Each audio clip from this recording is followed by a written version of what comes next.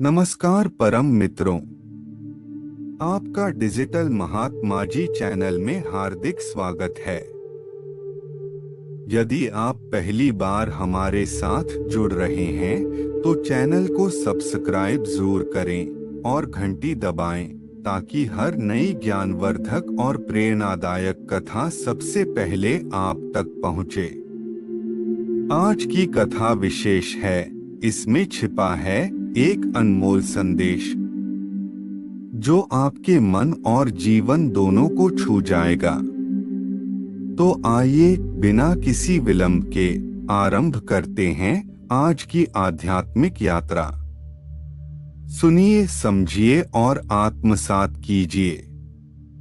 बहुत प्राचीन समय की बात है, जब यह सृष्टि अपने पूर्ण स्वरूप में भी नहीं आई थी। न दिन था न रात, न सुख था न दुख। उस समय केवल एक ही सत्य था, परम चेतना। वही चेतना कालांतर में शिव कहलाई। शिव जिनका न कोई जन्म है न मृत्यु, जो स्वयं में पूर्ण हैं पर भक्तों के लिए साकार हो जाते हैं। समय के साथ सृष्टि का विस्तार हुआ। ब्रह्मा सृजन में लगे और विष्णु पालन में। परंतु धीरे धीरे दोनों के भीतर यह प्रश्न उठने लगा कि इस संपूर्ण सृष्टि का वास्तविक आधार कौन है। यही प्रश्न अहंकार में बदल गया। तभी एक दिन आकाश और पृथ्वी के बीच एक अद्भुत दृश्य प्रकट हुआ। एक अनंत ज्योति स्तंभ, न उसका आदि दिखाई देता था न अंत। उसकी दिव्य प्रकाश रेखाओं से दिशाएं प्रकाशित हो उठीं। उसी क्षण आकाशवाणी हुई, जो मेरे आदि और अंत का पता लगाएगा वही श्रेष्ठ कहलाएगा। विष्णु वराह रूप धारण कर पृथ्वी के गर्भ में चले गए और ब्रह्मा हंस रूप लेकर आकाश की ओर उड़ चले। युग बीत गए, विष्णु को अंत न मिला और वे सत्य स्वीकार कर लौट आए। ब्रह्मा भी लौटे, परंतु उन्होंने असत्य कहा। तभी वह ज्योति स्तंभ फट पड़ा और उससे भगवान शिव प्रकट हुए। उनका तेज असहनीय था, पर मुख पर करुणा थी। उन्होंने ब्रह्मा को अहंकार का दंड दिया और विष्णु को सत्य के लिए आशीर्वाद। उसी क्षण उन्होंने कहा, आज से मैं इस लिंग स्वरूप में पूजित होऊंगा। वह दिन था फाल्गुन मास की कृष्ण पक्ष की चतुर्दशी।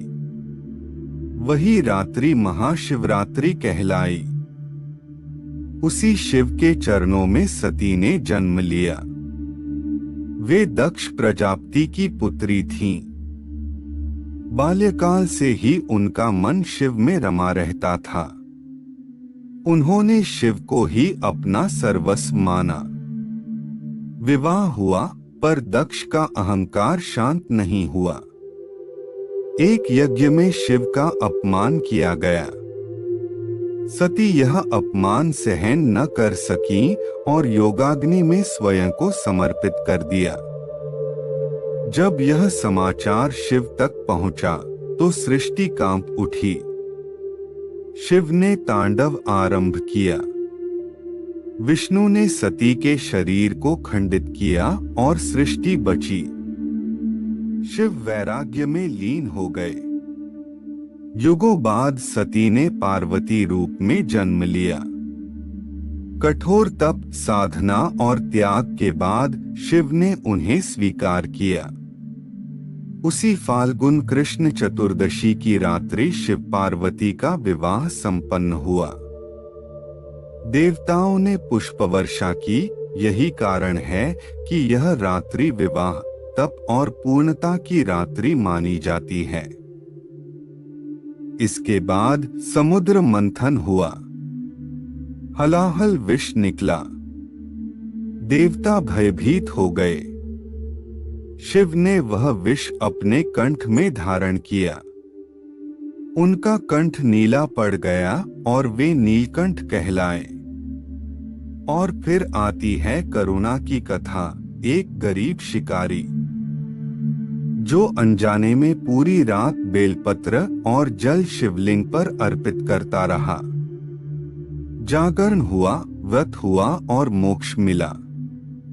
यही शिव हैं जो भावना देखते हैं, विधि नहीं।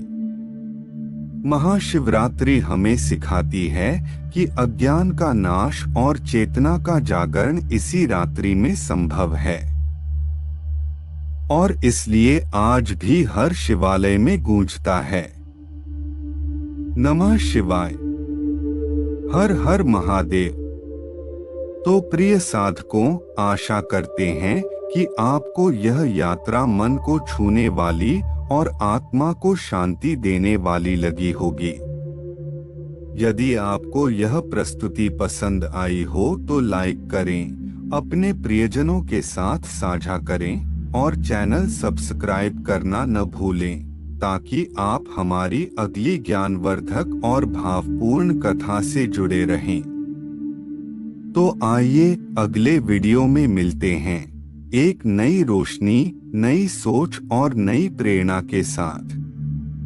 धन्यवाद और शुभकामनाएं।